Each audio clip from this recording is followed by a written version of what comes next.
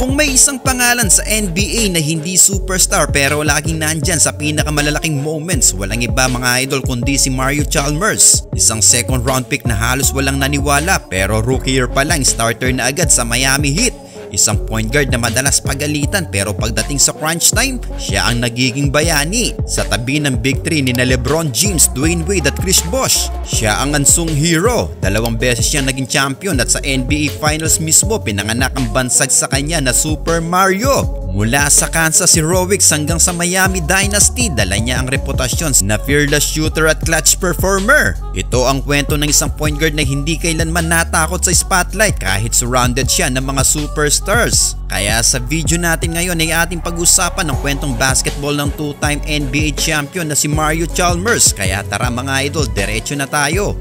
Noong 2008 NBA draft, halos walang nagbigay ng malaking pansin kay Mario Chalmers. Oo, kilala siya sa Kansas Jayhawks dahil sa kanyang iconic game-tying 3 sa NCAA Finals. Pero sa NBA level, maraming doubts. Second round pick lang siya, 34th overall. At hindi rin siya pinili ng Miami agad, na-trade siya papuntang Heat. Pero dito nagsimula ang kwento. Sa isang rebuilding Miami team na si Dwayne Wade lang talaga ang star, biglang pumutok si Chalmers from day 1. Binigyan agad siya ng tiwala ni Coach Erik Spoelstra mga idol at ginawang starting point guard para sa isang second rounder. Sobrang bihira nun mga idol. At hindi lang basta-basta siyang naglaro, pinakita niya na agad na kaya niyang makipagsabayan. Nag-average siya ng 10 points at 4.9 assists per game, plus naging isa siya sa league leader sa steals. May laro pa siya mga idol na nakapagtala ng 9 steals, tying a Heat rookie record. Para bang sinasabi niya sa lahat, don't sleep on me. Kasama ni Wade, si Chalmers ang nagbigay ng energy at grit. Rookie pa lang nagpakilala na siyang fearless guard na handang mag-take over ng big shots kahit may mas malalaking pangalan sa court.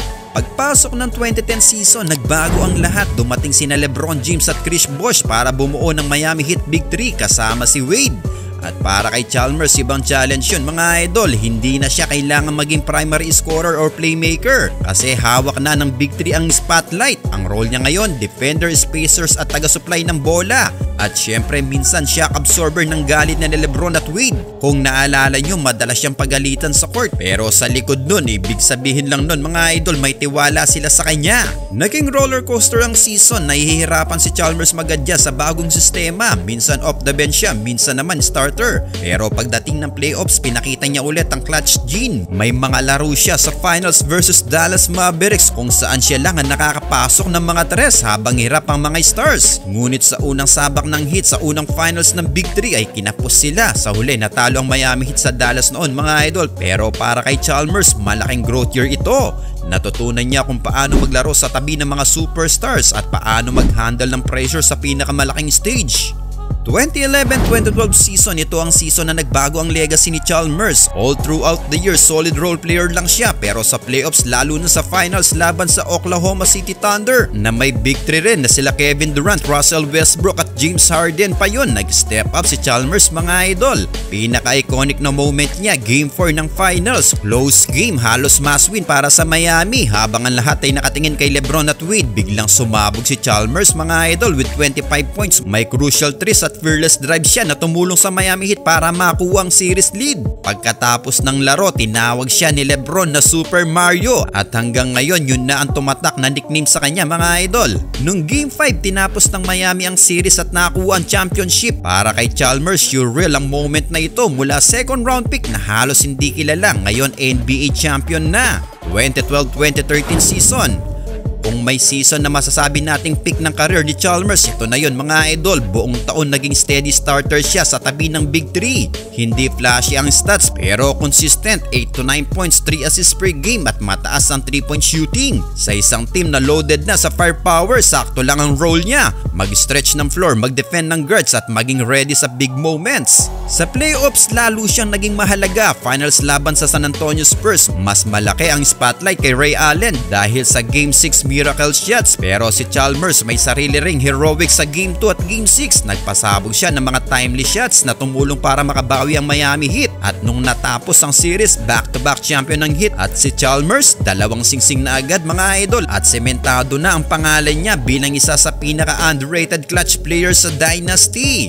Well, imagine mga idol, in just 4 seasons niya sa NBA, 3 consecutive finals appearance at 2-time NBA champion agad si Mario Chalmers. Well, syempre sinuwerte rin siya dahil sa victory ng Miami Heat 2013-2014 season. Well, sa season ito ay ang 4th straight finals appearance ng Miami Heat. Sa regular season, nag-best numbers pa si Chalmers in assists at shooting with almost 10 points at 5 assists per game. Pero noong NBA Finals na laban ulit sa San Antonio Spurs, parang bumagsak ang laro niya dito mga idol. Nahuhuli siya sa depensa, hirap siya at nagkakaroon ng maraming turnovers at halos wala siyang rhythm offensively. Maraming fans ang nag-criticize at marami ring nagsabi na baka kailangan ng palitan ng point guard ng Heat. Well, natalo ang Miami Heat nga noon mga idol at pagkatapos nito ay nag-decide na si LeBron James na bumalik sa Cleveland. Para kay Chalmers, ito na ang turning point. Biglang nagiba ang future niya, wala na ang big three at kailangan niyang maghanap ng bagong role sa team. 2014-2015 season, wala na si LeBron kaya si Chalmers naging mas involved ulit. Starter minsan naman 6-man. Nag-average siya ng career high 10.2 points per game. Kaya masasabi natin ito yung best statistical season niya. Pero syempre hindi na kasing competitive ng dati ang Miami. Injuries, roster changes at wala ng big star power na tulad ng Big 3. Hindi sila umabot sa playoffs noon mga idol at parang nagsignal ito ng dahan-dahan na pagbaba ng role ni Super Mario mga idol. 2015-2016 season, November 2015 na-trade si Chalmers papuntang Memphis Grizzlies at dito nagulat ang lahat, parang bumalik sa prime ang laro niya. Off the bench halos 11 points per game agad ang nilalaro niya mga idol. May steals, may clutch basket, maraming analyst nagsabi best version ito ni Mario Chalmers. Pero sa kalagitnaan ng season, biglang dumating ang pinakamalaking pagsubok ng karir niya. Torn Achilles tendon mga idol, season ending agad. At para sa isang point guard na umaasa sa bilis, napakalaking dagok nun. Bigla siyang nawala sa spotlight at matagal bago siya nakabalik. Well, masasabi natin mga idol na ang nangyaring injury sa kanyang ito ang naging dahilan ng pagdausdos ng kanyang karera sa liga ng NBA. Dahil 2017-2018 season, pagbalik niya sa Memphis matapos mag-recover, kitang-kita na hindi na siya katulad ng dati. May flashes pa rin naman ng kanyang dating laro, may big threes, veteran leadership, pero bumagal na siya mga idol at nawala na ang kanyang explosiveness. Sa edad niyang 32 years old ay naging veterano na nga siya sa koponan ng Memphis at sa kanyang 66 games played ay umaverage pa rin naman siya ng 7.7 points per game at 3 assists per game. Nagkakaroon pa rin naman ng 1.2 steals per game mga idol, pero hindi ito sapat para maging contender noon ng Memphis dahil hindi sila nakaabot noon sa playoffs. Well, sa pagtatapos ng season ito ay ito na rin ang huling season niya sa NBA mga idol. 9 seasons lang ang tinagal ng kanyang karera sa NBA, pero kahit 9 seasons lang yun ay naging 2-time NBA champion pa rin naman si Super Mario at tumatak sa mga fans ng Miami Heat lalo na yung mga panahon ng kanilang dynasty. Well, kayo mga idol, ano ang masasabi nyo sa naging karera ni Mario Chalmers sa liga ng NBA?